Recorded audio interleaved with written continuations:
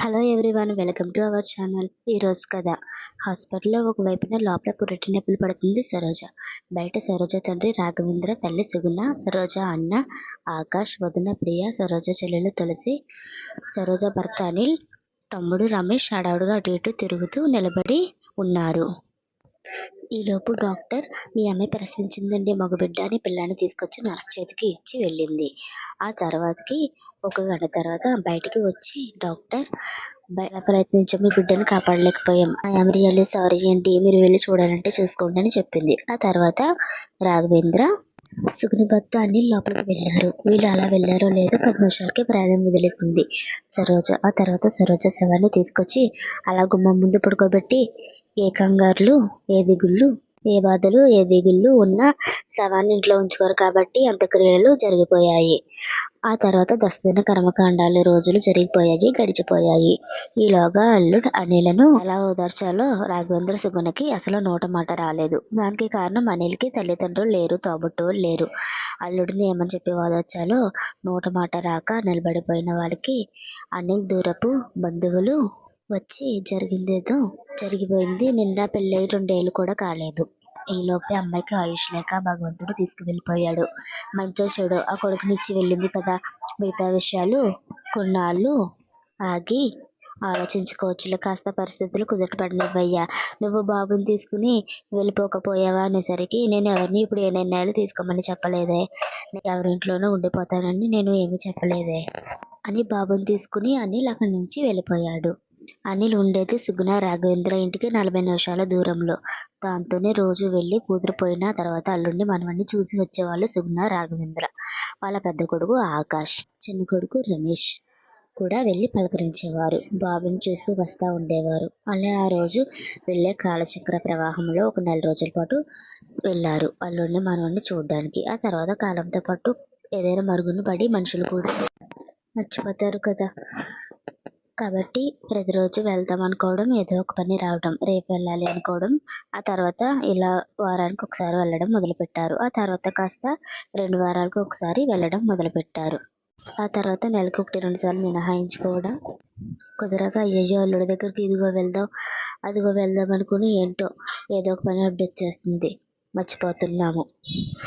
కాల్చక ప్రవాహంలో ఎలాంటి విషమైనా మర్చిపోతాం అన్నట్టు పోయిన కూతురు ఎటూ తిరిగి రాదు. కానీ అల్లుడు పసిపెట్టితో ఎలా తంటలు పడుతున్నాడో ఏంటో అని ఒక రోజున రాఘవేంద్ర సుగుణ పెద్ద కొడుకుని తీసుకుని వెళ్ళేసరికి అల్లుడు గారు మంటల జ్వరంతో దుప్పటి కప్పుకుని పడుకుని ఉన్నాడు.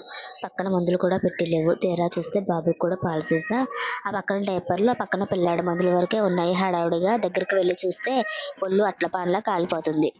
పని మనిషి చూస్తే లివ్లో ఉందని పక్కింటి ఆవిడ చెప్పింది.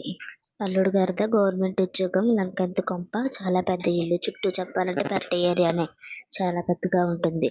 గార్డెన్ ఏరియా, ఇక ఇంటి సంగతి చెప్పాలంటే 2 అంతస్తులు ఇల్లు, చాలా పెద్ద భవంతి. అంత ఇంట్లో ఒక్కడు చూసే దిక్కు లేనట్టు పడి ఉండేసరికి చాలా బాధ అనిపించింది. వెంటనే డాక్టర్ని పిలిచి చూపిస్తే డాక్టర్ వైరల్ అని చెప్పి మందులు ఇచ్చి దగ్గరుండి చూసుకోవాలని చెప్పాడు. దాంతో బాధ అనిపించిన వీళ్ళకి అల్లుడి దగ్గర మామగారు ఉండి అత్తగారు వండి పెడుతూ తగ్గిందాకా వాళ్ళే ఉన్నారు. ఆ తర్వాత ఒక కేర్ టేకర్ని అపాయింట్ చేసి బాబుని కేర్ టేకర్ని చూసుకోమని చెప్తానులేండి అత్తయ్య గారు అన్న తర్వాత, అది కాదు బాబు అంటే, పర్లేదు నేను మేనేజ్ చేసుకుంటాను, మీరు వెళ్ళి రండి అన్నాక వీళ్ళు వచ్చారా కానీ మనసులా లేదు.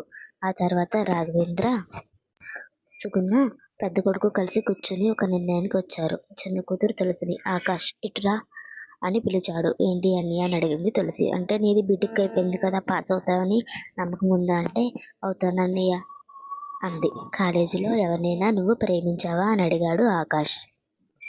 అది అన్నయ్య అంట్లోకి కాదే, ఎవరితోనైనా లవ్ లాంటివి ఏమైనా ఉన్నాయా అంటే, లేవన్నయ్య అని తులసి అంది. అయితే ఫోన్ ఇటు ఇవ్వని చెల్లెలి ఫోను, ఇన్స్టాగ్రామ్, వాట్సాప్ చెక్ చేసి ఫ్రెండ్స్ మొత్తం ఎంక్వైరీ చేసి ఆ తర్వాత సుగుణ కూర్చోబెట్టి అడిగే, సుగుణ కూతుర్ని గైనిక్ దగ్గరకు తీసుకెళ్ళి కొన్ని టెస్టులు చేయించి అంతా అయిపోయిన తర్వాత, ఏంటమ్మా ఇది అని అడిగితే, నీకు పెళ్లి చేద్దాం అనుకుంటున్నాము అని అన్నాను ఒకేసారి. అమ్మా నాన్న అన్నయ్య చెయ్యండి, నేను ఎవరిని ఇష్టపడట్లేదు, ఎవరిని ఇచ్చి పెళ్లి చేయట్లేదే, భావన ఇచ్చి చెయ్యాలనుకుంటున్నాము అంది సుగుణ. భావన ఏ బావకి ఏం తక్కువ? బావకి ఏం తక్కువ అని అడుగుతున్నాను. బావకి అక్క చెల్లెళ్ళు లేరు, అన్న తమ్ముళ్ళు లేరు, అమ్మా నాన్న లేరు, బావ ఒక్కడే కదా. ఎంత పెద్ద ఇల్లు బావది, ఎంత పెద్ద గవర్నమెంట్ పోస్టో. మీ నాన్నగారిది ఉద్యోగం పై డబ్బులు రావు, అన్నయ్యది గవర్నమెంట్ ఉద్యోగం పై డబ్బులు రావు. ఎదుగు బదుగు లేని ఉద్యోగాల్లో పడి ఇబ్బంది పడుతున్నారు వాళ్ళు. కానీ బావకి ఏం తక్కువ? వయసులో ఉన్నాడు, అందంగా ఉన్నాడు, చదువుకున్నాడు, సంస్కారం విలువలు తెలుసు. పైగా వాళ్ళ అమ్మ నాన్న ఆస్తి ఎంత కలిసి వచ్చింది. వాళ్ళ అమ్మ నాన్న బంగారం ఎంత ఉంది, అక్కకు కూడా ఇంకా కొనిచ్చాడు. పొలం ఎంత ఉంది, స్థిర చరాస్తులు ఎంత ఉన్నాయి, ఎంత ఉన్నాయో. బావ జీతం, ఇంటి ముందు కార్లు, ఇంట్లో పని మనుషులు, పిల్లాన్ని చూసుకోవడానికి కేర్ టేకర్లు. నీ అక్క కొడుకేగా వాడు. ఎంత నొప్పులుగా ఉన్నాయా? మహా నీకన్నా ఎంత పెద్ద ఉంటాడు? 4-5 ఏళ్ళు పెద్ద, అంతే కదా. ఒకప్పుడు 20-30 ఏళ్ళు పెద్దవాళ్ళని చేసుకుని కాపురాలు కూడా చేశారు. రాణులు మహారాణులే ఉన్నారు. కానీ నువ్వేమి అంతకన్నా గొప్ప కాదులే అన్నారు అమ్మా నాన్న, అన్నయ్య. వాళ్ళు రాఘవేంద్ర కుటుంబానికి వస్తే మొదటి నుంచి కూడా రాఘవేంద్ర గారిది ఒక గవర్నమెంట్ ఉద్యోగం. సుగుణ గృహిణి. వీళ్ళకి 4 పిల్లలు. పెద్ద కొడుకు ఆకాష్, చిన్న కొడుకు రమేష్, పెద్ద కూతురు సరోజ, చిన్న కూతురు తులసి. 4 పిల్లలు. ఆయనకు గవర్నమెంట్ ఉద్యోగంతోనే కష్టపడి ఆయన రూపాయి కూడబెట్టుకు వచ్చి, వీళ్ళకేమీ పెద్దగా స్థిరాస్తులు ఏమీ లేవు. ఉంది ఒక సొంత ఇల్లు, 4 ఎకరాల పొలం. ఆ పొలం కౌలుకి ఇచ్చి సొంత ఇంట్లో ఉంటూ ఆయన కష్టపడి జీతంతోనే కొడుకులైనా కూతురులైనా ఆయన సంస్కారం విలువలతో చాలా క్రమశిక్షణతో పెంచుకుంటూ వచ్చారు. పెద్ద కొడుకు ఆకాష్కి వాళ్ళ అమ్మా నాన్న అంటే చాలా గౌరవం, విలువ. వాళ్ళ మాట అసలు కాదనడు. ఆకాష్కి పీజీ అయిపోయాక గవర్నమెంట్ ఉద్యోగంకి రాయవయ్యా అని రాఘవేంద్ర గారు చెప్తే రాశాడు. కానీ తనకు రావాల్సిన పోస్ట్ రాలేదు. వచ్చిన పోస్ట్ అయినా సరే నిజాయితీగా పనిచేస్తాడే తప్ప నా అనుకున్న ఉద్యోగం రాలేదని బాధపడడు. ఆకాష్ చాలా మంచోడు. కానీ అలాంటి మంచివాడికి తనకున్న ఒకగానొక్క కొడుకుకి, తనకున్న ఒకగానొక్క చెల్లెలు కూతురు, తన మేనకోడలు అయిన ప్రియానిచ్చి పెళ్లి చేయాలని రాఘవేంద్ర, సుగుణ నిశ్చయించారు. ఆయన జీవితంలో ఆయన తీసుకున్న నిర్ణయం చాలా పెద్ద తప్పుడు నిర్ణయం. అది తెలియడానికి ఎంతో టైం పట్టలేదు. దానికి కారణం ఆకాష్ వివాహం అయిన తర్వాత ప్రియ అసలు గుణాలు ఏంటో బయటపడ్డాయి. డిగ్రీ వరకు చదువుకుంది ప్రియ. సరే అత్తారింటికి వచ్చింది. సొంత మేనమామ మేనత్త అయినప్పటికీ కూడాను పక్కింటి వ్యవహారాలు, ఎదురింటి వ్యవహారాలు, ఒకరికొకరికి చాడీలు తగాదాలు చెప్పి గొడవలు పెట్టడం. పోనీ నిజంగా ఉన్నాయా అంటే అలా కాదు, ఏమీ లేవు. ఎదురింటి వాళ్ళ అమ్మాయి డాబా మీద చదువుకుంటే అవతల పక్క ఎదురింటి ఆవిడకి దగ్గరికి వెళ్ళి మీ అబ్బాయికి అమ్మాయి లైన్ వేస్తుంది, సైట్ కొడుతుంది అని చెప్తే ఆవిడ ఈవిడ జుట్లు పట్టుకుని కొట్టుకోవటాలు. లేదంటే కనుక ఎదురింటి అబ్బాయి పక్కింటి అబ్బాయి వస్తే ఆ పక్కింటి అమ్మాయితో కాలేజీ విషయాలు ఏదైనా ఉన్నాయని మాట్లాడుకుంటే, చూసారా అంటే మీ అబ్బాయిని వాళ్ళలో వేసుకుంటుంది అని చెప్పడం. ఇలా మీ ఆయన వాళ్ళ ఆవిడ వైపు చూస్తున్నాడని ఈయనకి చెప్పడం, ఆయన పిల్లం ఆయన వైపు చూస్తున్నాడని చెప్పడం. ఇలా తంపిలు పెట్టి ఒకటే తగాదాలు, గొడవలు. పొద్దున్న లేచిన దగ్గర నుండి పుట్టింటికి ఫోన్ చేయడం. ఒకవైపున రాఘవేంద్ర మీద చాడీలు, సుగుణ మీద చాడీలు. ఒకరికొకరికి వీళ్ళ మీద చాడీలు చెప్పడం, వాళ్ళ మీద చాడీలు చెప్పడం. ఇదే ఆకాష్కి చాలా కోపం ఎక్కువ, సెల్ఫ్ రెస్పెక్ట్ ఎక్కువ. ఎక్కువగా ప్రియను బెల్టులతో కొట్టి చేతులన్నీ నిప్పులు వచ్చి ఒక టైంకి వదిలేయాల్సినంత విసుగు, విరక్తి కలిగిపోయి, ఏ రోజు నువ్వు మారుతావో మనకి ఆ రోజే పిల్లలు పుడతారు అనేసి వదిలేశాడు. ఆకాష్ ఇక పెద్ద కూతురు విషయానికి వస్తే, పెద్ద కూతురికి డిగ్రీ పేజీ చేయించారు. డిగ్రీ పీజీ అయిపోగానే అల్లుడి సంబంధం వచ్చింది. కానీ కట్నం అక్కర్లేదు అన్నాడు. చాలా మంచి పిల్లాడు. అమ్మా నాన్న లేరు. గవర్నమెంట్ జాబ్ అయినా రాఘవేంద్ర గారు కంట ఆకాష్ కన్నా కూడా బాగా పెద్ద పోస్ట్ అల్లుడు అనేది. దానికి తోడు పిల్లోడు చాలా అందంగా ఉంటాడు. ఏ వ్యసనాలు లేవు, మంచోడు కూడా. అలాగే పెళ్లి ఖర్చులు, ఎంగేజ్మెంట్ ఖర్చులు కూడా వీళ్ళని వద్దు, మొత్తం తానే పెట్టుకుంటాను అన్నాడు. అల్లుడికి పెద్ద కూతురునిచ్చి పెళ్లి చేసేయడం. ఒక ఏడాది కాపురం తర్వాత కూతురు గర్భవతి అయ్యింది. ఆ తర్వాత పిల్లాడిని కానీ కూతురు చనిపోయి అల్లుడు ఇలా మిగిలిపోయాడు. అంతకన్నా మంచోడు దొరుకుతాడా అని అలాంటి అల్లుడిని మళ్ళీ వాళ్ళు ఏడేడు లోకాలు వెతికినా చిన్న కూతురికైనా తేగలుగుతారా? కట్నాలు కానుకల విషయం తీసి పక్కన పెడితే అల్లుడు ఎంత మంచోడో వాళ్ళకి మాత్రమే తెలుసు, వాళ్ళ మనసుకే తెలుసు. దాంతోనే ఈ సంబంధం మేము ఫిక్స్ చేసేసాం. నీకు ఏది మంచో ఏది చెడో మాకు తెలీదా ఏంటి అనేసి పిల్లల్ని కన్నప్పుడు వాళ్ళ నిర్ణయాలు తీసేసుకున్నారు. అమ్మా నాన్న మాట ఎదురు చెప్పేలాగా వాళ్ళ పిల్లల్ని 4 పెంచలేదు కాబట్టి సరే మీ ఇష్టం అనేసింది తులసి. అన్న తర్వాత అంతా బాగానే ఉంది, వెళ్ళి అల్లుడిని ఒప్పించుకుని రావాలి. దాంతో ఒకవైపున చెల్లెలు భర్త బామర్దితో మాట్లాడాలని ఆకాష్, సుగుణ, రాఘవేంద్ర అల్లుడి దగ్గరికి వెళ్ళాడు. ఇక చిన్న కొడుకు రమేష్ కాలేజీలో చదువుకుంటున్నాడు. ఆ అబ్బాయి చదువుకోవడానికి వెళ్ళాక కోడలు ప్రియ వెళ్ళి చిన్న కూతురు తులసి దగ్గరకు, నీకేం కరం పట్టింది, నీకేం గతి పట్టింది, సెకండ్ హ్యాండ్ కానీ రెండో పిల్లవాడిని ఒక పిల్లాడికి తండ్రిని చేసుకోవాల్సిన అవసరం అగత్యాగం నీకేమొచ్చిందే అని అడిగితే, అలా ఎందుకు అనుకోవాలి వదిన, ఎవరి బావని చేసుకునేది, మన అక్క బావే కదా, అక్కకి టైం బాగలేదు చనిపోయింది, బాబు ఉన్నాడు, వాడెవడు అక్క కొడుకే కదా అంటే నా కొడుకే కదా, అయినా అమ్మా నాన్నలు ఇష్టపడి నిర్ణయించారంటే అది ఏది మంచో ఏది చెడో వాళ్ళకి తెలుసు కదా, అన్నయ్య కూడా ఒప్పించాడంటే అన్నయ్య కన్నానా, అమ్మా బాగానే ఉంది కానీ మీ అమ్మ నాన్న మీ అన్నయ్య వాడి గురించి నీకు నిజాలు చెప్పడం దాచేశారే తులసి, ఏం నిజాలు వదినా, మీ అక్క సరోజాని మీ బావ కట్నం లేకుండా పెళ్లి చేసుకున్నమాట నిజమే కానీ పెళ్ళైన కాడి నుంచి మీ అక్కని చిత్రహింసలు పెట్టి కొట్టి తిట్టి మీ అక్క రోజు పుట్టింటికి వచ్చి నువ్వు మీ తమ్ముడు కాలేజీకి వెళ్ళాక చెప్పుకొని ఏడ్చి వెళ్ళేది, మీ అమ్మ నాన్న మీ అన్నయ్య కలిసి చెప్పి అలాంటి మొగుడు రాడని దొరకడని గవర్నమెంట్ ఉద్యోగస్తుడని అందగాడని అక్క చెల్లెలు అన్న తమ్ముళ్ళు లేరని అమ్మా నాన్నలు లేరని ఆస్తులు ఉన్నాయని సర్దుకోమని చెప్పారు. దాంతోనే పాపం మీ అక్క ఎన్ని నరకాలు అనుభవించిందో తెలుసా, పాపం ఇంట్లో పని మనిషి లేకుండా ఇంట్లో ఎంత పని ఉందో అంతా మీ అక్క చేతనే చేయించేవాడంట. మీ అక్కని పడక గదిలో నరకం అంటే ఎలా ఉంటుందో ఒక వేశ్యతో మిత్రుడు ప్రవర్తించినట్టు ప్రవర్తించి చిత్రహింసలు పెట్టేవాడంట తెలుసా, నీకేం తెలిసే, 4-5 అబార్షన్లు చేయించాడంట, వెంటనే పిల్లలు వద్దని, అలా అని పిల్లలు లేకుండా ఏం వాడినా ఊరుకోడంట, ఎప్పుడు పడక గదిలోకి రమ్మంటే అప్పుడు రావాలంట, రకరకాలుగా తింటాడంట, అమ్మో ఇంత ఉప్పు ఎక్కువైనా ఇంత కారం తక్కువైనా మీ అక్కని ఊరుకోడంట, తల్లో మామూలు నరకం కాదే, అనుమానపు జబ్బు ఉందంట, గ్యాస్ బండవాడు వచ్చినా పేపర్ వాడు వచ్చినా ఎవరొచ్చినా మాట్లాడితే అనుమానం పడి మీ అక్కని చావు కొట్టేవాడంట, రోజు వచ్చి బిడ్డ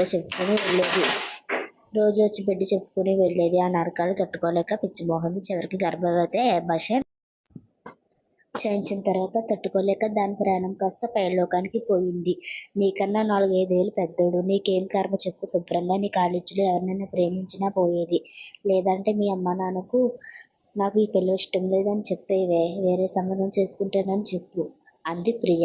అలా అంటే ఏమోలే వదినా వదిలే అని అంది. కానీ తులసి మనసులో ప్రియ నాటిన విషబీజాలు బలంగా నాటుకుపోయినాయి. ప్రియ పక్కకు వెళ్ళి, ఏంటే మీది, గవర్నమెంట్ ఉద్యోగస్తుడని చూసి చేసుకున్నాను మీ అన్నయ్యని, మీ అన్నది కానీ చిన్న ఉద్యోగం, ఎదుగు బదుగు లేని బతుకు, నేను మాత్రం అత్త కింద మామ కింద ఆడపడుచులైన మీతో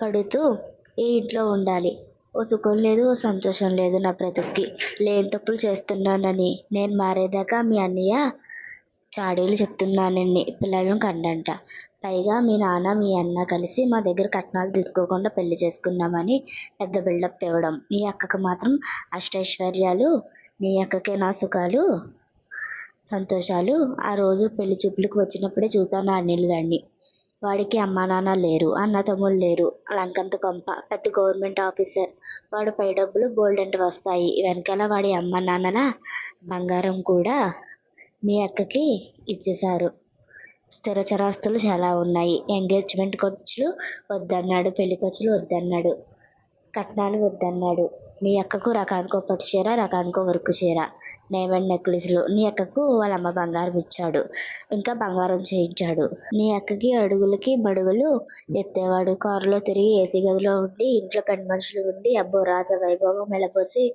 ఎక్కడి నుంచి అది అష్టైశ్వర్యాలతో వెళ్ళింది, వాడితో అలాంటిది దానికి ఆయుష్ లేదు పోయింది, మళ్ళీ మీ అమ్మ చాలా తెలివితేటలు, వాడే నీ అక్కకు జీవితంలో నిన్ను పంపాలనుకుంది, ఇప్పుడు అగ్గి రాజేశాను కదా, దానికి అజ్జం నీ పెళ్లి కుదిరేంత వరకు పోస్తా ఉంటాను, నువ్వు వెళ్ళి వాడితో ఎలా సుఖపడతావో వాడితో ఎలా కాపురం చేస్తావో చూస్తా, నిలబెట్టడం కష్టం కానీ ఏదైనా కూల్చేయడం ఎంత పనే, మందర తలుచుకుంటే ఒక రామాయణమే జరిగిపోయింది, నేనేమైనా తక్కువ ఏంటి అనుకుంది ప్రియ. ఆ తర్వాత పైకి ఏమి అనకపోయినా తులసి బావని పెళ్లి చేసుకోవడం ఇష్టం లేకుండా పోయింది. దానికి తోడు వాళ్ళ అక్కని టార్చర్ పెట్టాడని, నరకాలు పెట్టాడని వదిన చెప్పిన మాటలు వింటూ రోజు ప్రియ తులసి గదిలోకి వెళ్ళడం, పొద్దున్న సాయంత్రం బయటకని గుడికని తీసుకువెళ్ళడం, ఓ నోరు పూసి తీసుకురావడం. దాంతో అనిల్ దుర్మార్గుడని, అనిల్ వ్యసనపరుడని, అనిల్ నీతిమాలిన వాడని, అక్కని పడక గదిలో టార్చర్ పెట్టాడని, పని మనిషిని వంట మనిషిని చేశాడని, తన కోరికలు తీర్చుకుని ఒక వ్యసయాన్ని చేశాడని. మామూలు వాళ్ళైతే ఊరుకోరు కాబట్టి అబ్బా గతి లేకుండా ఉన్నారు, కట్న కానుకలు ఇచ్చుకోలేరని. దాంతో వీళ్ళని చాలా తెలివిగా లొంగదీశాడు అని అమ్మా నాన్నల గురించి చెప్పేది ఏముంది? అమ్మా నాన్నకి కూతుర్లే అయినా మీరంటే ఇష్టం లేదు, అన్నయ్య తమ్ముడు అంటేనే ఇష్టం కాబట్టి పెళ్లి చేసుకుని అక్కని వదిలించేసుకున్నారని బాగా మనసులో పడిపోయిందని తులసి. ఈలోపు సుగుణ, రాఘవేంద్ర, ఆకాష్ కలిసి అనిల్ని నానా బ్రతిమాలి పెళ్లికి ఒప్పించారు. అయితే అనిల్ వచ్చాడు. వచ్చి తులసితో నన్ను పెళ్లి చేసుకోవడం నీకు ఇష్టమేనా? ఎలాంటి అభ్యంతరం లేదుగా. నువ్వు ఎవరినైనా ఇష్టపడినట్లయితే చెప్పేసే, ఇప్పుడే ఇక్కడే అన్నాడు. అది విని తులసి ఏదో చెప్పబోయేలోపు పెళ్లి ఇష్టం లేదని చెప్పబోయేలోపు నిన్ను నేను చేసుకోనని చెప్పాలనుకుంది. కానీ అప్పుడే తల్లి సుగుణ కిటికీలోంచి చూస్తూ నిలబడేసరికి నాకు ఎలాంటి అభ్యంతరం లేదు, ఇష్టమే బావా నేను పెళ్లి చేసుకోవడం అని చెప్పింది. ఆ తర్వాత సింపుల్గా ఏమీ లేదు, కాస్త బాగానే పెళ్లి జరిగింది అనిల్కి తులసికి. ఆ తర్వాత మొదటి రాత్రికే ఏర్పాటు చేసి గదిలోకి పంపారు. అనిల్ తులసిని తాకలేదు. విశ్రాంతి తీసుకో అన్నాడు. మళ్ళీ ఏదో డ్రామాలో అవునులే, మా అక్కని మర్చిపోలేక నన్ను ముట్టుకోలేదని ప్రపంచం చెప్పుకోవాలేమో కదూ. ఓ అమ్మో, మామూలు ఓవర్ యాక్టింగ్లు కాదు ఈవిడి అని అనుకుంది.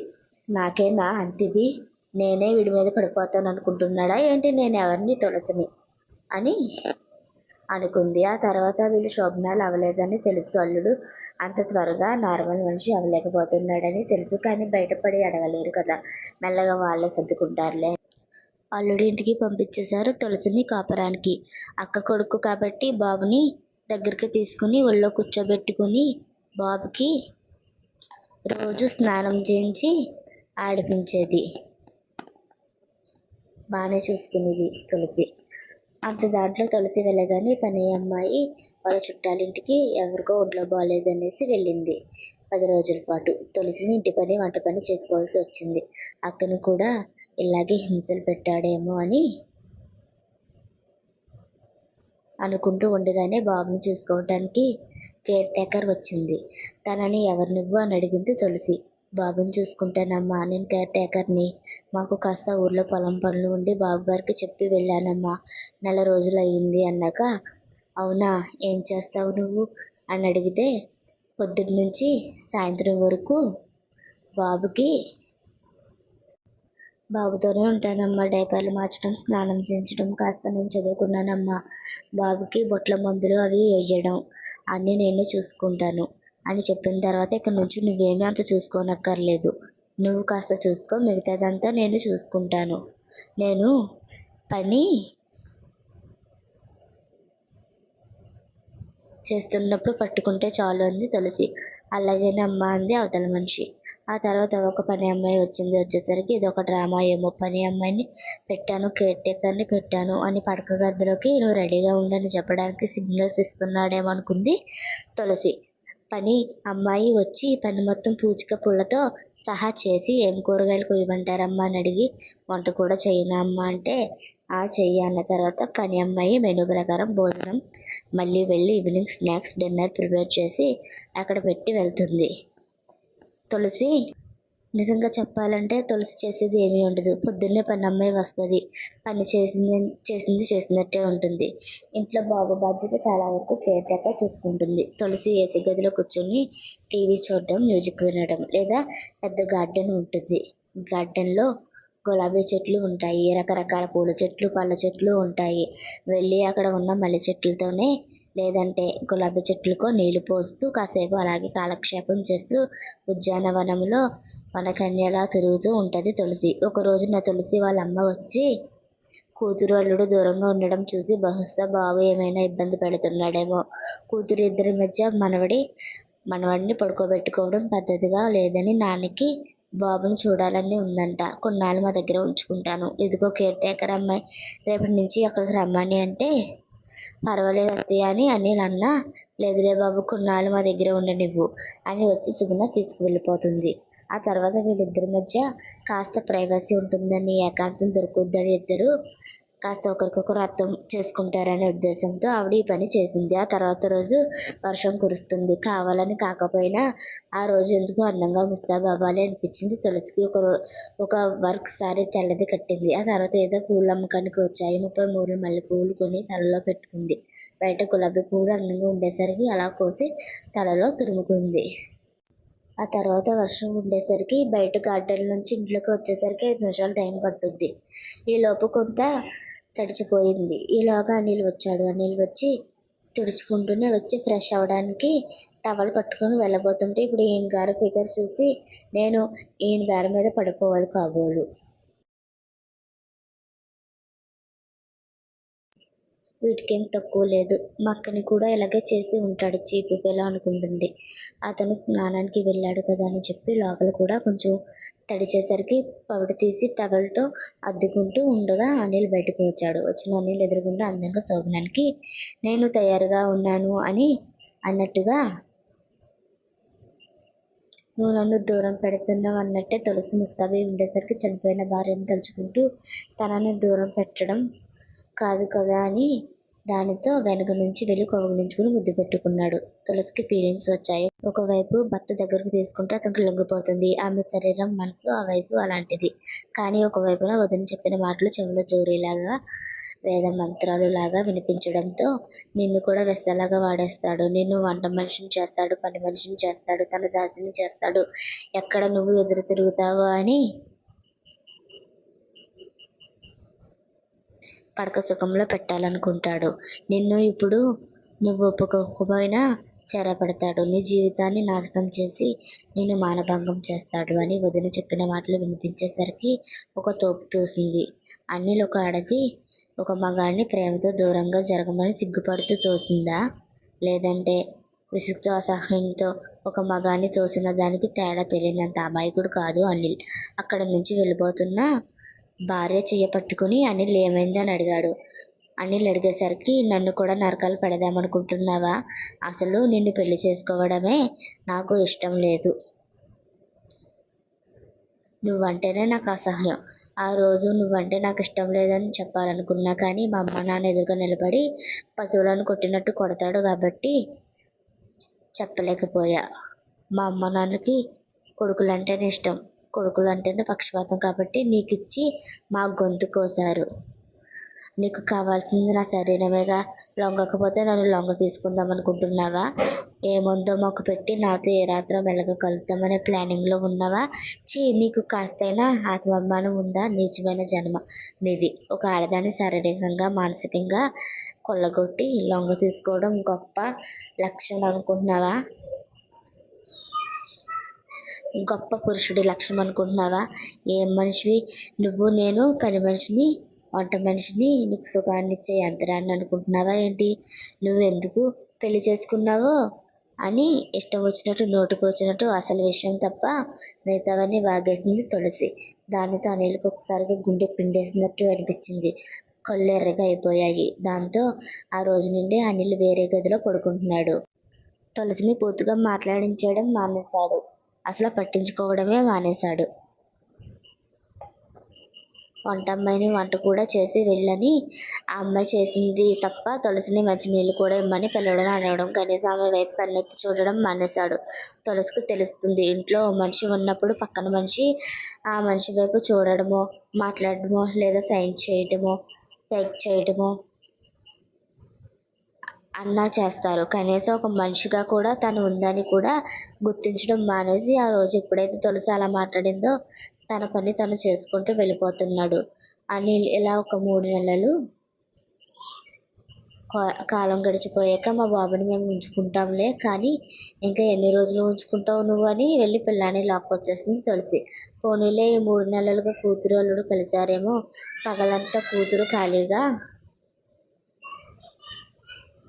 ఉంటుంది కదా, అక్క కొడుకు, పైగా పిల్లాడు అలవాటు అయ్యాడు కదా, దాంతోనే పిల్లాడిని తీసుకెళ్ళిందేమోనని ఇచ్చేసింది సుగుణ. అయితే పిల్లాడిని తీసుకొచ్చి పిల్లాడు తన ఒక గదిలో పడుకుంటూ అనిల్ ఒక గదిలో పడుకుంటున్నాడు. పుట్టిన దగ్గర నుండి పిల్లాడిని అనిల్ అసలా ఎత్తుకోలేదు. దగ్గరికి తీయడం, పిల్లాడిని ఆడించడం అలాంటివి ఏమీ పెద్దగా చేయలేదు. తులసి, ఓహో మా అక్కకి పుట్టాడు కదా, నీకు నచ్చడులే, ఎంతైనా సెల్ఫ్ లవ్ చేసుకునే మనిషివి, నీకెందుకు నచ్చుతాడులే వాడు అనుకునేది. అనిల్ గురించి చాలా మాటలు అనుకునేది. ఆ అబ్బాయి జిమ్కి వెళ్ళొస్తే కండలు నాకు క్షమించాలని, ఒకవైపు జాగింగ్కి వెళ్ళొస్తే రాత్రి పడకలో హుషారుగా ఉండాలని, అతను సంపాదిస్తున్న అతను, అందంగా ఉన్న అతను, క్రీమ్స్ వాడిన అతను ఏ సోప్ వాడుతున్నాడు, ఏ టవర్ కట్టుకుంటున్నాడు, కావాలని ఎక్కువ ప్యాంట్లు షార్ట్లు వేస్తున్నాడు, కావాలని ఇలా ఎయిర్ కట్ చేయించుకున్నాడు, ఎన్నెన్నో అనుకుంటూ ఉండేది. తులసి ప్రతి రాత్రి పడుకునేటప్పుడు గది తలుపులు గడియ వేసి తాళం వేసుకుని పడుకున్న తులసికి వచ్చే కలలు ఏంటంటే, అనిల్ తనకు పాలల్లో ఏదో కల్పించినట్టు, తనని మెల్లగా నిస్త్రాన్ని చేసినట్టు, లొంగతీస్తున్నట్టు, తనని మానభంగం చేస్తున్నట్టు, తన స్నానం చేస్తుంటే వీడియోలు తీసినట్టు, తన బెడ్ కిందే అతను పడుకుని ఉండి అతను నిద్రపోయాక తన మీద పడి తనని చేర్చినట్టు, ఇలా ఏవేవో ఊహించుకుంటూ కలలు కంటూ ఉండేది. వంటగదిలో వంట చేస్తూ ఉంటే వెనక నుంచి వచ్చి కౌగిలించుకుంటున్నాడు అతను. ఉన్నప్పుడు స్నానం చేయకపోవడం, ఏదేదో పిచ్చి పిచ్చి ఆలోచనలు అన్నీ ఆలోచించుకుంటూ ఉండేది. ఇలా రోజులు గడిచిపోతూ ఉండగా ఒక రోజున బాబు పెద్దవాడు కూడా అయ్యాడు కాబట్టి అడుగులు వేస్తూ ఉంటాడు. ఆల్మోస్ట్ పెళ్ళయి 1 ఇయర్ కూడా గడుస్తుంది. బాబుకి నడక కూడా వచ్చేసింది. దాంతో కాలు వచ్చిన పిల్లలకు ఒక దగ్గర ఉండరు కదా, పిల్లలు ఆడుకుంటూ ఆడుకుంటూ వెళ్ళి ఒక డెస్క్ ఓపెన్ చేసి అందులో నుంచి బుక్ తీసి ఉన్న పేపర్లు చింపుతూ ఆడుకుంటున్నాడు.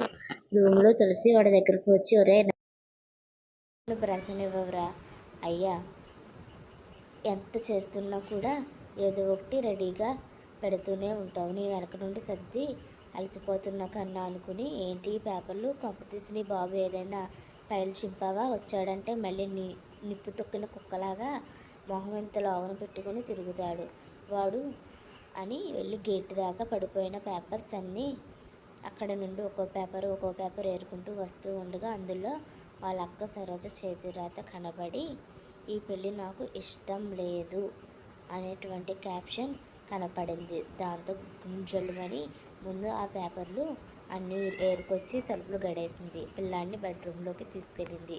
పాలు పట్టించి పడుకోబెట్టింది. ఆ డైరీలో ఉన్న పేపర్స్ అన్నీ పేజీ నెంబర్స్ వైజ్గా ముందు ఆర్డర్లో పెట్టి తర్వాత ఆ డైరీ అక్కది అని సరోజని అందమైన అక్షరాలతో అక్క రాసుకున్న పేరు చూసి చదవడం మొదలుపెట్టింది.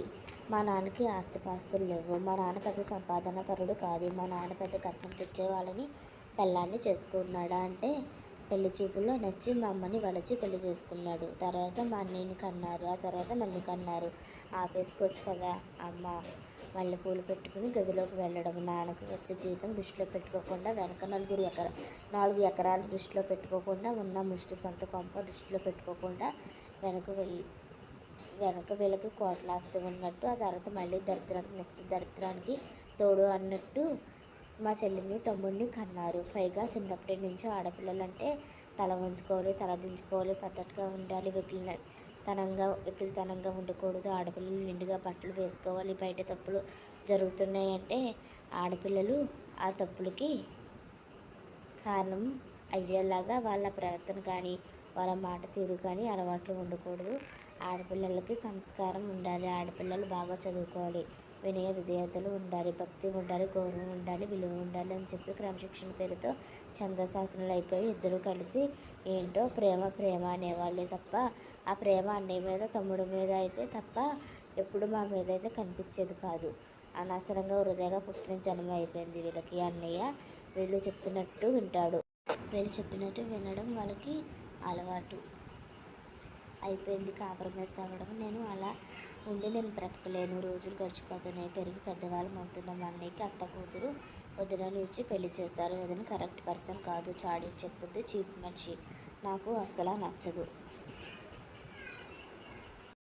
ఆవిడ ధోరణే. ఇక నా విషయానికి వస్తే నన్ను కాలేజీలో చేర్చి డిగ్రీ పీజీ చదువుకోమన్నారు నాన్న.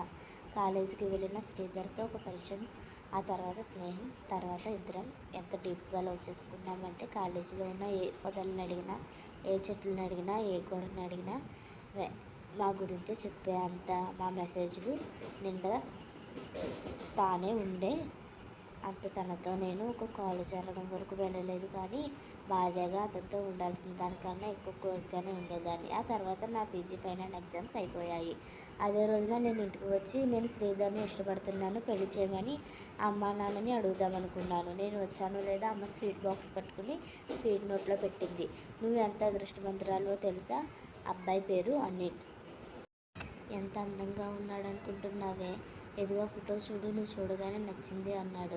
కానీ కట్న కానుకలు అడగలేదు. పెద్ద గవర్నమెంట్ ఆఫీసర్స్, స్థిర చరాస్తులు బాగా ఉన్నాయి.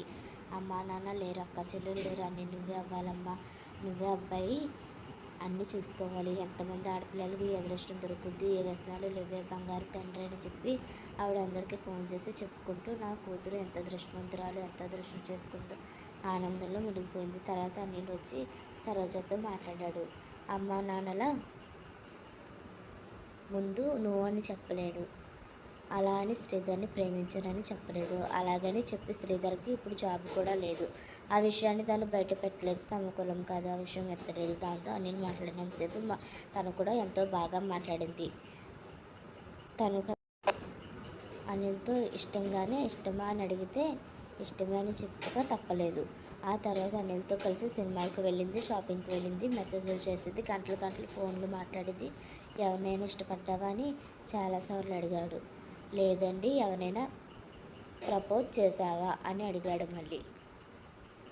అంటే లేదండి.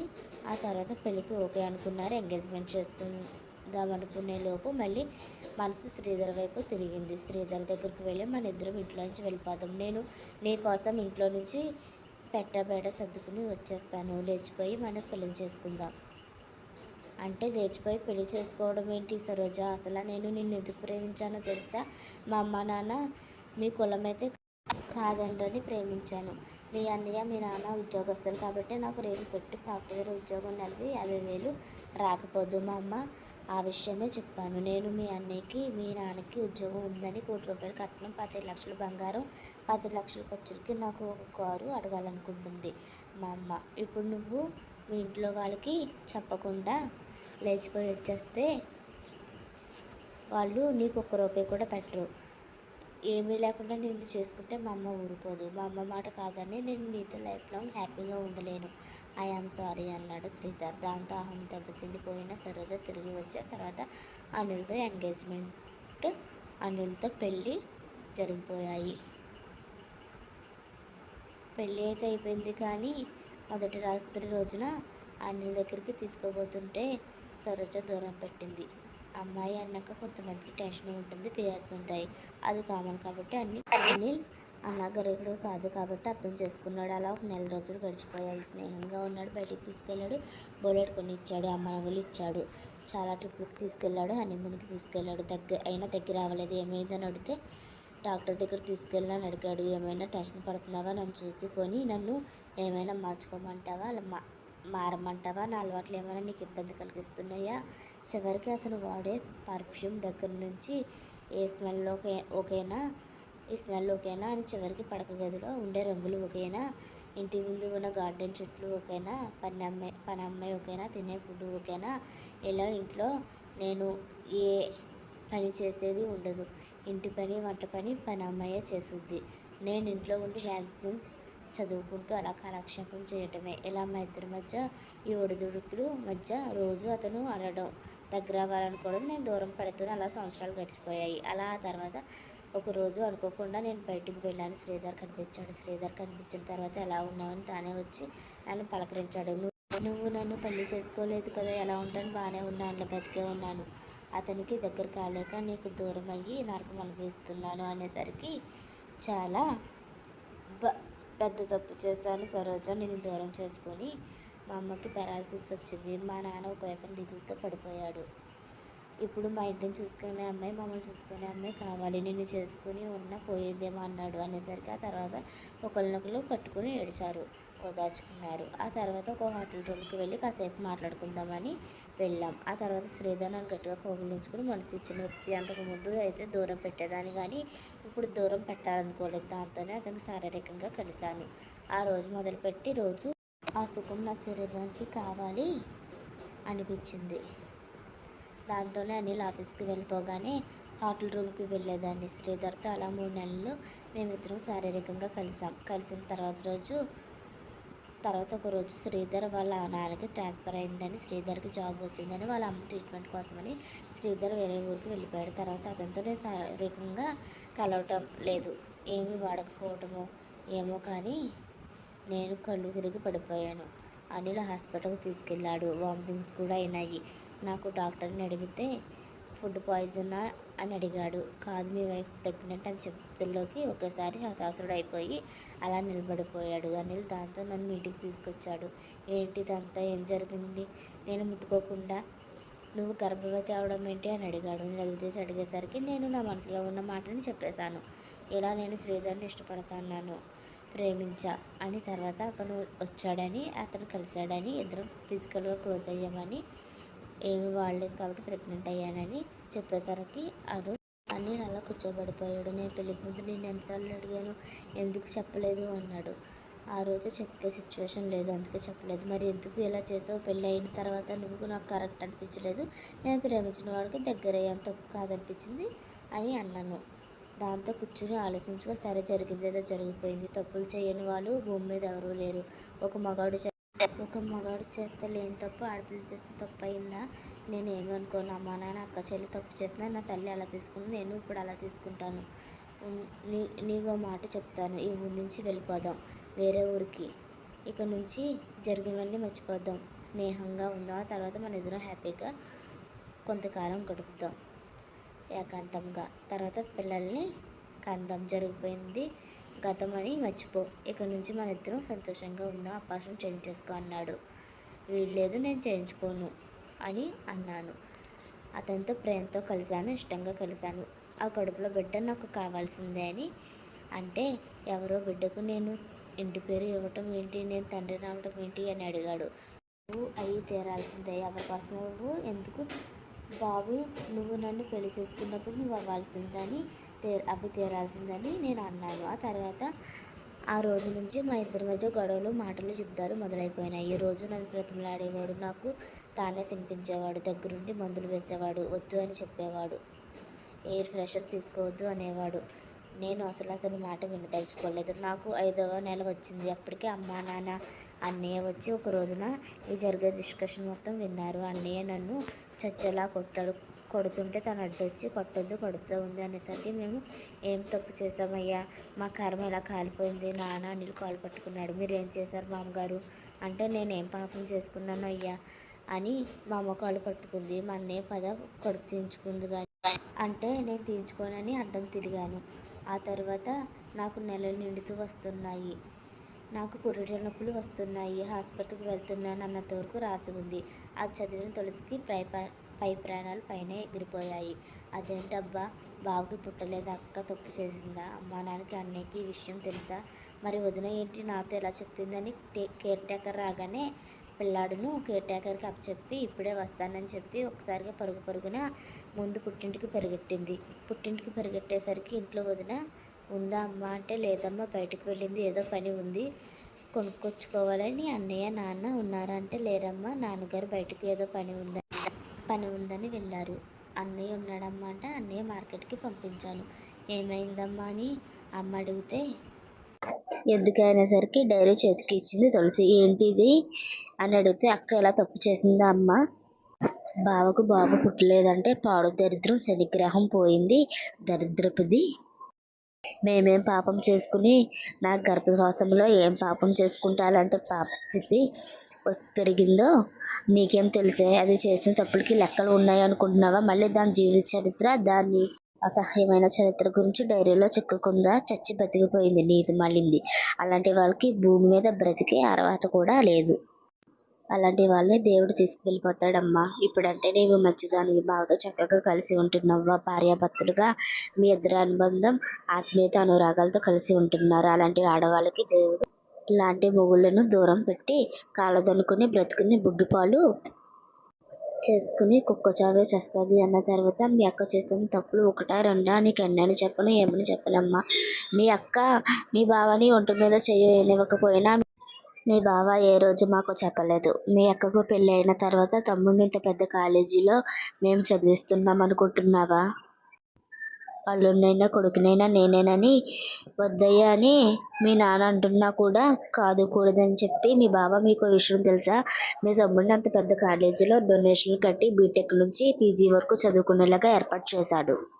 అన్నీకి మొన్న ఈ మధ్య రికమెండ్ చేయించి త్వరలో రాబోతుంది, జీతం పెరిగి డబల్ అవ్వబోతుంది, పొజిషన్ పెరగబోతుంది, నాన్నగారికి కూడా ప్రమోషన్ ఇప్పిస్తామని మాట్లాడాడంట. బావ దేవుడు లాంటి వాడమ్మా. ఒకరోజు అబ్బాయిని మనశాంతిగా ఉండనివ్వలేదు. కడుపుతో ఉన్నవాళ్ళు చిత్రవద చేసింది, నరకాలు పెట్టింది. అన్నిటికన్నా హైలైట్ ఏంటో తెలుసా? ఆ రోజు పురిటి నొప్పులు వస్తున్నాయని దీన్ని హాస్పిటల్కి తీసుకొచ్చి లోపలది పురిటి నొప్పులు పడి పిల్లాడిని కన్న తర్వాత కొనూపిరితో ఉందన్నప్పుడు ఎంతైనా చేసుకున్నాడు కదమ్మా. అబ్బాయికి అభిమానం ఉంటుంది. ఆడవాళ్ళకి గౌరవం ఇచ్చే పిల్లాడు లోపలికి వెళ్తే ఆ పాపిష్టిది ఒక సమాధానం చెప్పిందేమో అని నాన్న నేను అన్నీ చూస్తే అది ఏమందో తెలుసా అమ్మా నీకు? నేను ఏ కోరికలు తీరకుండా చచ్చిపోతున్నాను, నేను శపిస్తున్నాను అనుకుంటావో శాపిస్తున్నాను అనుకుంటావో ఈ పిల్లోడు అనాథగా బ్రతకూడదు, తండ్రి లేనివాడుగా బతకూడదు, దిక్కు లేనివాడిగా ఉండకూడదు, అక్రమ సంతానంగా పెరగకూడదు. నువ్వు ఎటు ఇంకో పెళ్లి చేసుకుంటావో నాకు తెలుసు. నువ్వు పెళ్ళి అయినా బ్రహ్మచారిగా ఉన్నా సరే, నువ్వు నా మొగుడుగానే సెకండ్ హ్యాండ్ వాడిగానే వీడికి తండ్రిగానే ప్రపంచం దృష్టిలో లెక్క పడాలి. నువ్వు ఇంకో ఆడదాన్ని పెళ్లి చేసుకున్నా వీడే మన పెద్ద కొడుకుగా పెరగాలి. వీడికి నువ్వు ఆస్తిలో వాటా ఇవ్వాలి. కాదు కూడదు అని నువ్వు దూరం పెట్టినా, వాడికి ఇంటి పేరు ఇవ్వకపోయినా, వాడికి ఫాదర్ కాలంలో సంతకం పెట్టకపోయినా, నువ్వు వాడిని నీ పిల్లాడు కాదని ఎవరితోనైనా చెప్పినా సర్వనాశనం అయ్యి ఊడ్చుకుపోయి పుట్టుగతులు లేకుండా పోతారు, నీకు నా ఉసురు తగులుద్ది అని చెప్పించి ప్రాణాలు వదిలేసింది. ఇంకో మొగాడైతే ఆ పిల్లాడితో నాకు సంబంధం లేదు అనేస్తారమ్మా. పుట్టగానే బావ అందుకనే ఆ పిల్లాడిని ఎత్తుకోలేదు. ఆ తర్వాత కూడా వాళ్ళ చుట్టాల బంధువులు వచ్చినా కూడా మీ అక్క గురించి చెప్తాడేమని గుండెల్లో చేతిలో పట్టుకుని కూర్చున్నాము తెలుసా? నాన్న నేను ఒక మాట కూడా ఎవరికి చెప్పలేదమ్మా. పిల్లాడిని తీసుకెళ్లి కేర్ టేకర్ని పెట్టి పెంచుకుంటున్నాడు తప్ప తానే తండ్రి అయ్యాడు. తానే ఫాదర్ కాలంలో బర్త్ సర్టిఫికెట్లో సంతకం పెట్టాడు. తండ్రిగా ఒక తండ్రి ఏమి ఇవ్వాలో ఇస్తున్నాడు. కానీ మీ అక్క చేసిన తప్పుకి గుర్తు కాదమ్మా వాడు. మీ అక్క చేసిన తప్పును ప్రతి క్షణం వాడు గుర్తు చేయడం కాదు. మీ బావ కానీ ఏమన్నాడో తెలుసా? అమ్మా నాన్న లేక నేను అనాథనై చుట్టాలు పడి పంచలో పెరగాల్సి వచ్చింది. ఆస్తులు వచ్చాయి కానీ వాళ్ళ అమ్మ చేసిన తప్పుకి వాడు ఏం చేస్తాడు అత్తయ్య? ఇప్పుడు వాడు తండ్రికి అక్కర్లేదు. ఆ శ్రీధర్ గాడు ఇంకో పెళ్లి చేసుకున్నాడు. శుభ్రంగా వాడి పిల్లల వెళ్ళంతో వాడి అమ్మా నాన్నలతో హ్యాపీగా ఉన్నాడు దీన్ని మర్చిపోయి. ఒక వ్యాస కింద కింద వాడు కోరిక తీర్చుకోవడానికి వాడేసి వెళ్ళిపోయాడు. ఆ విషయం ఎంక్వైరీ తీసి వచ్చారు అన్నయ్య నాన్న కలిపి అంతా. దాంతో మాకేదో మీరు కూతుళ్ళు కాదనుకుంటామంటే మీ జీవితాల గురించి మేము కాక ఎవరు ఆలోచిస్తారమ్మా అని ఆవిడ మాట్లాడుతూ ఉండగానే తులసికి భయం వేసింది. వాళ్ళ అమ్మని చూడాలంటే ఇంకేం మాట్లాడలేదు. సరే అమ్మ నేను వెళ్తానని అనడం. ఆ తర్వాత బయటకు వస్తూ ఉండగా ప్రియ ఎదురైతే ఎందుకు చేసావు వదిన ఇదంతా అనేసరికి ప్రియా మొహం పక్కకు తిప్పేసింది. నువ్వు చాలా పెద్ద తప్పు చేసావు వదిన. నా జీవితాన్ని నేనే బుగ్గిపాలు చేసుకుని నా వేలతో నా కన్ను నేనే పొడుచుకునేలా చేశావు అని ఒకవైపున తులసి అన్న మాటలు వినేసింది సుగుణ. ఆవిడకి ఏదో చిన్న కూతురు ధోరణిలా కొంచెం అనుమానం వచ్చి భర్త కొడుకు రాగానే చిన్న కూతురు వెనకాలే ఆవిడ భర్తని తీసుకుని వెళ్ళింది. అల్లుడింటి దగ్గరికి వెళ్ళేటప్పుడు ఆఫీస్ నుంచి అనిల్ వచ్చాడు. వీళ్ళు పక్కనే తలుపు దగ్గర నిలబడిపోయారు. లోపలే ఉన్న తులసి అనిల్ని క్షమించమని తప్పు చేశానని వదిన ఇలా చెప్పిందని, వదిన చెప్పిన మాటలు విని నిన్ను ఇలా దూరం పెట్టాను అని బావ నన్ను క్షమించమని అడిగింది. తులసి అక్క తప్పు చేసిందని నాకు తెలీదు బావా, నీకు తెలియదని నాకు తెలుసు అన్నాడు అనిల్. కానీ నిన్ను ఏం చెప్తూ కొట్టాలి? నేనేం చేశాను బావా? ఏం చేయలేదు. నువ్వు నన్ను దూరం పెట్టావనో, నన్నేదో అనుమానించావనో, నన్నేదో అన్నావనో నేను నిన్ను అడగట్లేదు తులసి. పెళ్ళికి ముందు నన్ను చేసుకోవడం నీకు ఇష్టమా లేదా అని అడిగాను. మీ అక్క చెల్లెలకు ఏమైనా జబ్బా? మీ అక్క శ్రీధర్ని ప్రేమించి ఆ విషయం దాచిపెట్టి నాతో సినిమాకి వచ్చింది, షికార్లకు వచ్చింది, షాపింగ్కి వచ్చింది, రెస్టారెంట్లకు వచ్చింది. ఫోన్లు మాట్లాడింది, అన్నీ చేసి పెళ్లి చేసుకుని నన్ను దూరం పెట్టి నరకము నాకు విధించి తను పైలోకానికి పోతూ కూడా శాపనార్థాలు పెట్టి పోయింది. మీ అక్క అంత దాంట్లో నీ విషయానికి దగ్గరికి వచ్చేటప్పటికి మీ వదిన చెప్పింది అంటున్నావు. ఈరోజు మీ వదిన చెప్పింది నమ్మావు. ఇలా చెప్పుడు మాటలు వినే జబ్బున్నా నీకు రేపొద్దున్న పక్కింటి వాళ్ళు, ఎదురింటి వాళ్ళు, చుట్టాలు, బంధువులు ఎవరేం చెప్పినా అది ఎవరి మీదైనా నమ్ముతావు కదా. నువ్వు భార్యాభర్తల్లో ఎవరికి అనుమానం జబ్బు, తప్పుడు మాటలు మాట్లాడే జబ్బులు ఉండకూడదు. నీలాంటి వాళ్ళని ఏమనాలో అర్థం కావట్లేదు. అసలు నేను తిట్టాలన్నా కూడా నాకు నిన్ను ఎలా అర్థం చేసుకోవాలో కూడా అర్థం కావట్లేదు. మీ వదిన చెప్పింది అంటున్నావు. మీ వదిన ఎలాంటిదో నీకు తెలియదా? మీ వదిన పరామ్మాయి కాదు, మీ అత్త కూతుర్నే. చిన్నప్పటి నుంచి తెలుసు. మీ వదినని మీ అన్నయ్య ఎందుకు కొడతాడో నీకు తెలియదా? మీ వదినకి పిల్లలు ఎందుకు పుట్టడం లేదో నీకు తెలియదా? మీ వదినకి నోరు కుదురుండదని ఊరంతా ఉన్న పేరు నీకు తెలియదు అంటే నేను నమ్ముతానా? నువ్వు ఎలా విన్నావు? నాతో మాట్లాడినా సరిపోద్ది కదా. దానికి నోటికి వచ్చినట్టు నువ్వు నోరు పారేసుకుని నన్ను ఇష్టం వచ్చినట్టు మాట్లాడే హక్కు, అర్హతలు ఉన్నాయని మాట్లాడావా? నీ వరకే నువ్వు మీ అక్క ఏమనుకుంటారో తెలుసా? మీరు అందగత్తెలని, అప్సరసలని, ఆకాశం నుంచి దిగి వచ్చిన రంభ, ఊర్వశి, మేనకలని ఫీల్ అవుతారా? మీ మీద ఏ మగాడైనా సరే మోజుపడిపోయి మీ చుట్టూ కుక్కలా తిరుగుతాడు. మీకు రోజు పువ్వులతో పూజ చేస్తూ మిమ్మల్ని దేవతలను కొలవటానికి మీరు ఒక కామన్ యావరేజ్, బిలో యావరేజ్ అమ్మాయిలు. ఒక రకంగా చెప్పాలంటే మీ అమ్మా నాన్నలని అర్థం చేసుకుని కూతుర్లు మీరు. ఏంటి మీ అమ్మా నాన్నలకి కొడుకులు అంటే ఇష్టమా, కూతుర్లు అంటే ఇష్టం లేదా? మీ అమ్మా నాన్న లాంటి అమ్మా నాన్నలు నాకుంటే బాగా చూసుకునేవాడిని. మీ నాన్నగారికి ఉన్న స్తోమతకి మీ అక్కకి ఒక సంబంధం చూడడమే ఆయన చాలా ఎక్కువ. అలాంటిది 10 మ్యాట్రిమోనీలో ఎంతమంది పెళ్ళిళ్ళు పేరయ్యలకు చెప్పారో తెలుసా? 100 మంది పెళ్ళిళ్ళు పేరయ్యలకు చెప్పి సంబంధాలు ఎతికించి మీ నాన్నగారు మీ అమ్మగారు చెప్పారట మాకు కట్న కానుకలు అడిగే అల్లుళ్ళు కాదండి కావాల్సింది, మంచివాళ్ళు కావాలి. మా పిల్లలకి లైఫ్ లాంగ్ సెక్యూరిటీ ఉండాలి. ఆడపడుచుల పోరు, అత్తగారి పోరు ఉండకూడదు. మంచి అత్తారిల్లు కావాలి. అబ్బాయికి వ్యసనాలు ఉండకూడదు. చూడడానికి బాగుండాలి. వాళ్ళిద్దరూ అన్యోన్యంగా ఉండాలి. స్వార్థపరుడై ఉండకూడదు. అమ్మాయి అనుమానపరుడై ఉండకూడదు. అబ్బాయి జాతకం అమ్మాయి జాతకం కలవాలి. వాళ్ళు మా అమ్మాయిని అవి తేలేదు ఇవి తేలేదు అనకూడదు. మా అమ్మాయిని ఆరాల్లో పెట్టకూడదు. ఇలా ఏ తల్లిదండ్రులు ఆలోచించినంత ప్రతి ఒక యాంగిల్లోంచి ఆలోచించారని పెళ్ళిళ్ళు పేరయ్య నాకు చెప్పినప్పుడు మీ అమ్మ నాన్నలో నాకు ఒకటి అనిపించింది. ఒక ఆడపిల్ల గురించి తల్లిదండ్రులు ఇంతలా ఆలోచిస్తున్నారంటే వాళ్ళ పెంపకంలో పెరిగిన మీరు ఎంత గొప్పవాళ్ళ అని మీ అక్కను చూడకుండానే పెళ్ళికి ఒప్పుకున్నాను. అందుకే నేను మీ అమ్మ నాన్నల గొప్పతనం చూసిన తర్వాత కూతుర్లకు మంచి లైఫ్ ఇవ్వాలని తల్లిదండ్రులు ఒక తాపత్రయపడడం చాలామంది విషయంలో నేను చూడలే. కొందరికి గవర్నమెంట్ జాబ్ కావాలి, మరి కొందరికి డబ్బు ఉంటే చాలు అనుకుంటారు. వాళ్ళకి నాలాంటి అల్లుడిని కూతురికి ఇచ్చి పెళ్లి చేసుకోవాలని అనుకోరు. మీకు అర్థమైంది ఏమిటంటే మీ అమ్మ నాన్నలు మిమ్మల్ని క్రమశిక్షణలో పెట్టి పెంచారా అని అనుకుంటారు. అన్నయ్యని క్రమశిక్షణలో పెట్టలేదా? మరి మీ అన్నయ్య నీ వదినను ఇచ్చి పెళ్లి చేశారు. నీ వదినతో మీ అన్నయ్యకి ఏమి సుఖం ఉంది? మరి మీ అన్నయ్య మీ వదినను వదిలేయలేదే, విడాకులు ఇవ్వలేదే, కొట్టైనా తిట్టైనా దారిలోకి తెచ్చుకోవాలి. కనీసం పిల్లల్ని కనాలని ఆశతో అయినా మారుద్దేమో. ఎందుకు ఎదురు చూస్తున్నాడో? మీ అన్నయ్యకి మీ అమ్మా నాన్నలకి నేర్పించిన విలువలు, సంస్కారాలు కదా అవి. మీ అక్కలా నీలా మీ అన్న తమ్ముళ్ళు ఏమీ దిగజారిపోయి లేరు. ఒక రకంగా చెప్పాలంటే అమ్మా నాన్నని అర్థం చేసుకోలేని మీరు ఒక మొగుడిని అర్థం చేసుకుంటారనుకోవడం నాది తప్పు. మీ వరకు మీరేంటో మీకు తెలుసా? నీకు చెప్పుడు మాటలు వినే అలవాటు ఉంది. మీ అక్కకి తప్పుడు పనులు చేసే అలవాటు ఉంది. మీ ఇద్దరు కలిపి డబల్ గేమ్ ఆడుకోవడానికి నేను పిచ్చి వెధవలాగా, వెర్రి వెధవలాగా నేనొకడిని దొరికానన్నమాట అని ఒకవైపున మాట్లాడుతూ ఉండగానే అనిల్ నన్ను క్షమించు అని కాళ్ళు పట్టేసుకుంది తులసి. పట్టుకునేలోపు ఒకసారిగా లోపలికి వచ్చారు రాఘవేంద్ర, సుగుణ, ఆకాష్. లోపలికి వచ్చాక సుగుణ జుట్టు పట్టుకుని ఎలా చేస్తున్నావా నువ్వు ఇక్కడికి వచ్చి అని మీ వదిన చెప్తే నన్ను ఒక మాట అడిగినా సరిపోద్దిగా. నువ్వు నమ్మి బావని దూరం పెట్టి నీ ఇష్టం వచ్చినట్టు పేటరేగిపోయి మాట్లాడుతున్నావా? ఏం పాపం చేసుకున్నానే నేను? అమ్మా నాన్నలు లేకపోయినా అబ్బాయి అంత పద్ధతిగా పెరిగాడు కదా! దేవుడే మొగుడుగా దొరికితే మీలాంటి వాళ్ళకి ఏం పోయే కాలాలే. బయట ఆడపిల్లలు అత్తలతో ఆరాలు పడుతూ, మామలతో ఆరాలు పడుతూ, తోడికోడలతో, ఆడపడుచులతో, చివరికి కట్టుకున్న వాడితో నరకాలు అనుభవిస్తూ కూడా పాపం మహాతల్లులు ఒకవైపు ఇంట బయట చాకరీ చేస్తూ పిల్లల్ని కంటూ ఆరాలు పడుతూ నలిగిపోతూ బ్రతుకుని ఈడ్చుకొస్తున్నారు. అలాంటి వాళ్ళకేమో దేవుడు మంచి మొగుడు ఇవ్వడు. మంచి మొగుడిని ఇచ్చిన మీలాంటి వాళ్ళకేమో కళ్ళు మూసుకుపోయి ఏ అత్తమామకి మాకున్న ప్రశాంతత,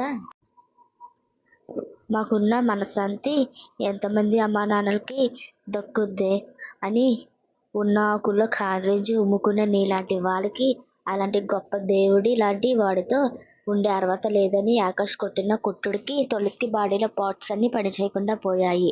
అన్ని లొడ్డొస్తే మామగారు అత్తగారు లాగేశారు. ఆ తర్వాత జుట్టు పట్టుకుని విడాకులు ఇప్పించేస్తాను అని ఇల్లుకి వేరే అమ్మాయిని చూసి మేమే వీళ్ళిద్దరూ ఎలాంటి వాళ్ళు అని చెప్పి దగ్గరుండి పెళ్లి జరిపిస్తామని నా మొగుడిని నేను వదలను. నేను తెలియక తప్పు చేశాను అని తులసి నేను క్షమాపణ అడుగుతున్నాను. నేను నా మొగుడితో నేను కలుస్తాను. నేనే ఆయన కాలు పట్టుకుంటాను. నేనే మారుతాను అన్న గేట్ వరకు ఈడ్చుకెళ్లారు. ఈడ్చుకెళ్ళిన తర్వాత వాళ్ళ అమ్మా నాన్న చేతులు వదిలించి వాళ్ళు అన్నయ్యలు కాలు పట్టుకుని రోడ్డు మీద వాళ్ళందరూ చూస్తూ ఉండగా వచ్చి అన్నయ్యలు కాలు పట్టుకుని నిన్ను అడుక్కుంటున్నాను బావా, బెచ్చమెత్తుతున్నాను. ఎవడికో పుట్టినవాడికి తండ్రి అయ్యావు. ఇంటి పేరు ఇచ్చావు. వాడిని నేను తల్లిలానే చూసుకుంటాను బావా, వేరు చేస్తానని కూడా అంటలేదు. మా అక్క చేసిన తప్పుకి నాకు శిక్ష వేయొద్దు బావా అన్న తర్వాత మీరు వెళ్ళండి అత్తయ్య గారు, మావయ్య గారు, బావా. ఆ తర్వాత వాళ్ళు వెళ్ళిపోయారు. ఇంటికి వెళ్ళిన ఆకాష్ బెల్ట్తో కొట్టడం వదిలేసి ఈసారి రోకలి తీసుకున్నాడు. పుట్టింటి వరకు కొట్టుకుంటూ తీసుకెళ్లాడు ప్రియని. పుట్టింట్లో వదిలేశాడు. ఆ తర్వాత ఇలా కాలచక్ర ప్రవాహంలో 3 ఏళ్ళు గడిచిపోయింది. రమేష్ చదువు అయిపోయింది. రమేష్కు పెద్ద గవర్నమెంట్ జాబ్ అనిలే ఇప్పించాడు. రమేష్కి ఒక అమ్మాయిని చూసి పెళ్లి జరిపించారు. తులసి నేను మారుతానని తనను తాను ప్రూవ్ చేసుకుని అనిల్ కాళ్ళు పట్టుకుని బాబు స్కూల్కి కూడా వెళ్ళడం మొదలు పెడితే ఓ రోజున గొంతు మీద కత్తి పెట్టుకుని బావా, నువ్వు నన్ను దూరం పెడితే చచ్చిపోతాను. నేను మారిపోయాను బాబు, ఇంకెప్పుడు తప్పు చెయ్యను. నిజమే, కాలేజీలో ఫ్రెండ్స్ మాటలు, చుట్టుపక్కల వాళ్ళ మాటలు, వీళ్ళ మాటలు, మా వదిన మాటలు, చెప్పుడు మాటలు వినే నాకు దరిద్రపు జబ్బు ఉంది. ఇప్పుడు అది మానేశాను బావ, నన్ను క్షమించని కాలు పట్టుకున్నాక అనిల్ తులసిని దగ్గరకు తీసుకున్నాడు. ఆ తర్వాత తులసికి ఒక బాబు పుట్టాడు. ఇక చాలు, ఆల్రెడీ ఒక బాబు ఉన్నాడు. సరోజ బాబు ఉన్నాడు. మీ బాబు ఉన్నాడు. చాలు, ఇంకా వద్దు పిల్లల్ని అన్న తర్వాత అతని మహోన్నత హృదయానికి సిగ్గుపడింది. తన అలా బిహేవ్ చేసినందుకు ప్రియా పుట్టింటికి వెళ్ళి కూడా సంవత్సరాలు గడిచిపోతే ఇంకా ఎన్నాళ్ళు పుట్టింట్లోనే ఉంటావని ఇక ప్రియా వాళ్ళ అమ్మ ఆకాష్కి విడాకులు ఇచ్చేయని ఒక 20 ఏళ్ళ 60 ఏళ్ళ ముసలాడికి సంబంధం మాట్లాడితే 25 లక్షల ప్రియను కొనుక్కుంటాను అనేసరికి ఇంట్లోంచి పారిపోయి వచ్చింది. ఆకాష్ కాళ్ళ మీద పడిపోయి ఇంకెప్పుడు చెప్పుడు మాటలు చెప్పను, క్షమించండి అత్తయ్య మావయ్య అని తోడుకోడల ముందు పరువు పోయి చివరికి కాళ్ళు పట్టుకుని ప్రియా మళ్ళీ సంవత్సరం తర్వాత తనని తను ప్రూవ్ చేసుకుని పద్ధతిగా ఉంటూ ఆ తర్వాత ప్రియకు ఒక పాప పుట్టింది. తర్వాత ఆపరేషన్ చేయించేసుకో అన్నాడు ఆకాష్. పద్ధతిగా ఉంటూ ఇలా వీళ్ళ కాపురాలు వీళ్ళు నిలబెట్టుకున్నారు. కళ్ళతో చూసేది ఒకసారి నిజం కాకపోవచ్చు. ఎవరో చెప్పిన చెప్పుడు మాటలు వినే మన జీవితంలో మనమే పేడ చల్లుకోకూడదు, బురద చల్లుకోకూడదు. అందువల్ల నాశనం అయ్యేది మన జీవితాలే. పక్కన వాళ్ళు మనం బాగుండాలి అని ఎంతమంది కోరుకుంటారో తెలియదు కానీ పతనం అయిపోతే చూడాలని చాలామంది అనుకుని ఈ ప్రపంచంలో ఉన్నాం మనం. కాబట్టి మన వాళ్ళే అని అందరి మాటలు వినేయడం కన్నా నిజ నిజాలు నిర్భయంగా ఓపెన్ అప్ అయిపోయి ఒకటి మాట్లాడగలిగి ఉండాలి. లేదా మనం ఒక నిర్ణయం తీసుకోవాలి, అసలు ఈ లైఫ్ మనకు కరెక్టా కాదా అని. అంతేగాని చెప్పుడు మాటలు విని మన లైఫ్ని మనమే డిస్టర్బెన్స్తో నడిపించాలి అని మాత్రం ఎప్పుడు అనుకోకూడదు. అదే ఈ కథ మనకి తెలియజేసిన నీతి. ఈ కథ పూర్తి అయ్యింది. మళ్ళీ మరొక కథతో కలుసుకుందాం. తప్పకుండా ఛానల్ని లైక్ చేయండి, షేర్ చేయండి, సబ్స్క్రైబ్ చేయండి. బెల్ ఐకాన్ క్లిక్ చేసి ఆల్ అనే బటన్ని ప్రెస్ చేయండి. మర్చిపోకండి. మరో మంచి కథతో కలుసుకుందాం. Thank you so much.